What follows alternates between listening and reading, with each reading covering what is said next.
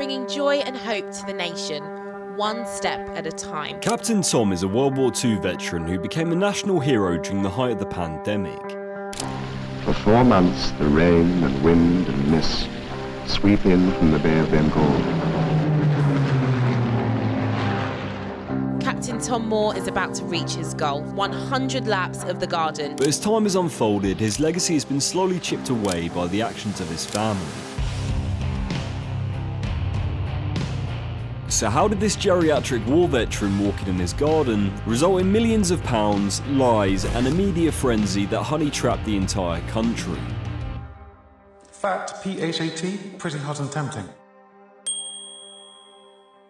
Captain Sir Thomas Moore, most popularly known as Captain Tom, was born on the 30th of April 1920 and was conscripted in the 8th Battalion Duke of Wellington's Regiment in June 1940, 9 months after the beginning of the Second World War. Later that year, he was selected for officer training before being commissioned as a second lieutenant in June 1941. In the same year, he became a member of the 146th Regiment of the Royal Armoured Corps, which was based in India. While posted in India, he was tasked with setting up and running a training program for army motorcyclists. In October 1942, he was promoted to War Substantive Lieutenant and to Temporary Captain. He served in Arakan as part of the 14th Army, also known as the Forgotten Army, who fought a brutal and grueling campaign in the jungles of Burma, now known as Myanmar, where Captain Tom managed to survive dengue fever. In February 1945, he returned to the UK to take a training course on the inner workings of the Churchill tanks. After the war, he worked as a managing director of a concrete company and was an avid motorcycle racer. During his life, he had 2 wives and 2 children, who unbeknownst to him would taint his legacy. So how did this hero become a subject of so much controversy? Well, in 2020, at the age of 99, Captain Tom made international headlines during the first national lockdown after walking 100 lengths of his garden in aid of raising money for the NHS. His initial goal was to raise £1,000 by his 100th birthday on the 30th of April. In the 24-day course of his fundraising,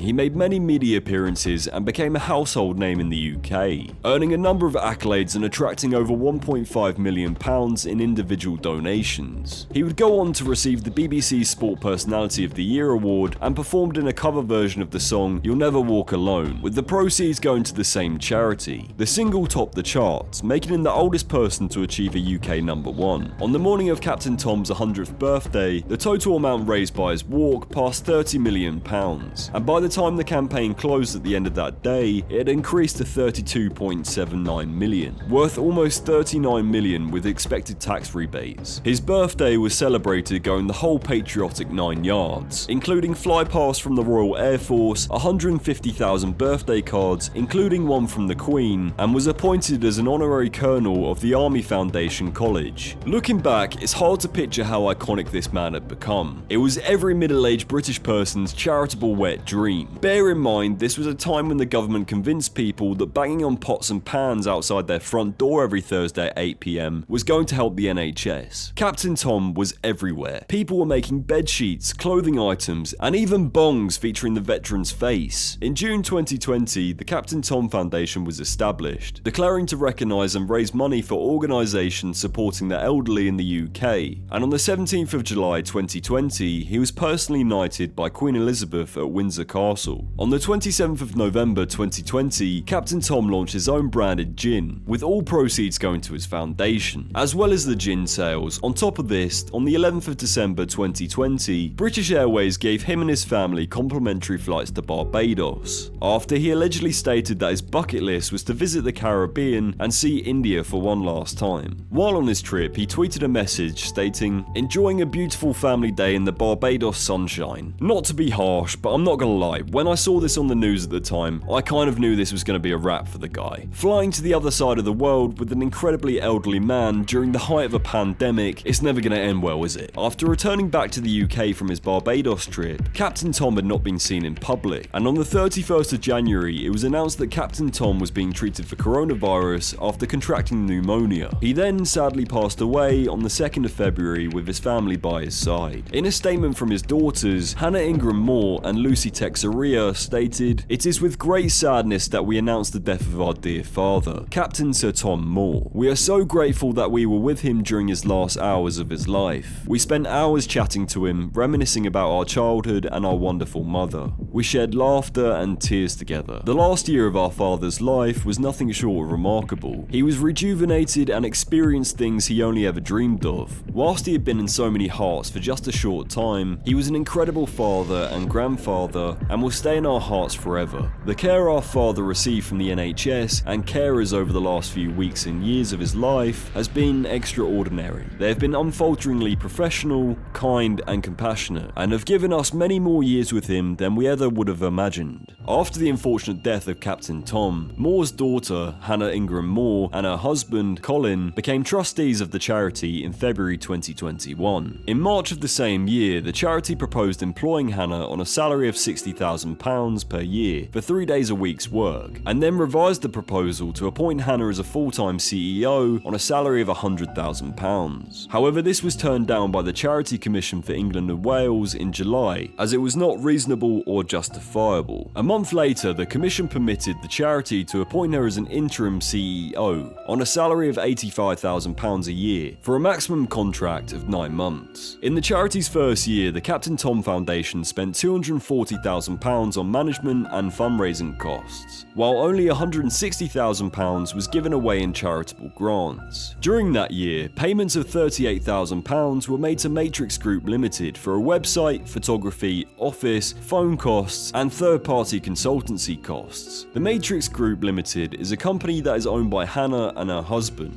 They also own the Club Nook Limited, which owns 11 trademarks relating to Captain Tom and received reimbursement costs of 16 grand for accommodations and transport. This part right here is when people started believing that the timing of when Captain Tom started walking was incredibly suspicious. There was an early interview that Hannah Ingram-Moore did where she outlined the fact that she and her husband had been in financial troubles, the business was failing, didn't know where money was going to come from, lockdown happens, and then that's when her father started walking, which is such a suspicious timeline of events when you think about it.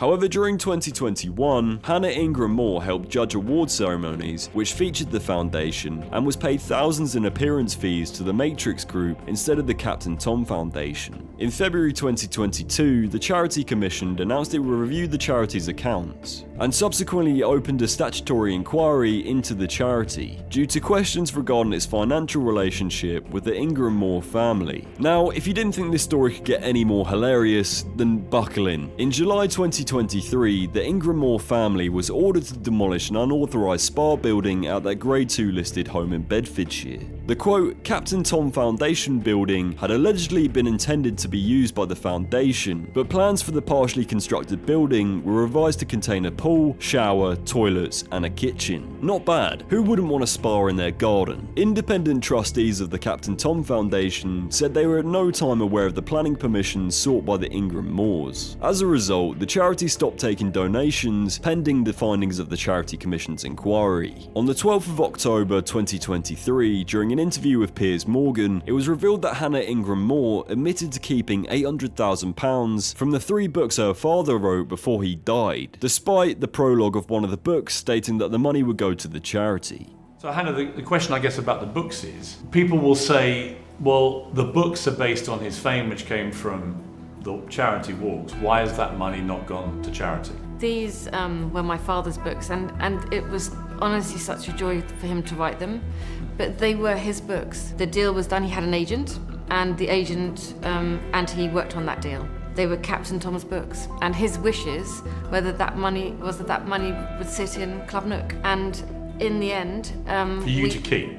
Yes. He said that specifically to you? Specifically. Was there anything on any of the books that referred to the Captain Tom Foundation? Absolutely not. Was there anything in the contracts that referred to Captain Absolutely Tom Foundation? Not. So there was never any agreement by you on behalf of your father with these book deals that any of that money would go to charity? Absolutely not. And remember that he wrote these books and he started writing them fairly early on, just as the walk had finished, and they were all signed off. He'd finished them by the June of 2020. They were never anything to do with the charity.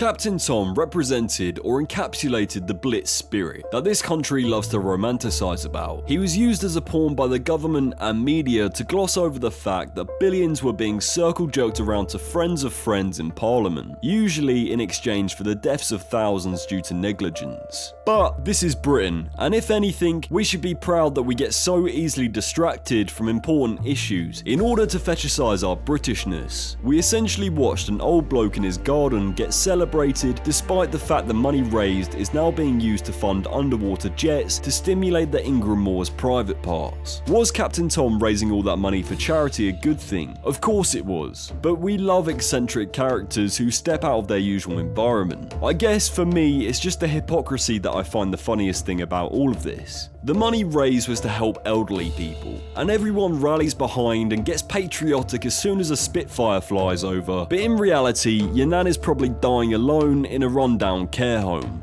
Thank you so much for watching this video, it really does mean a lot to me. Make sure to like, subscribe, and comment below what you want to see next.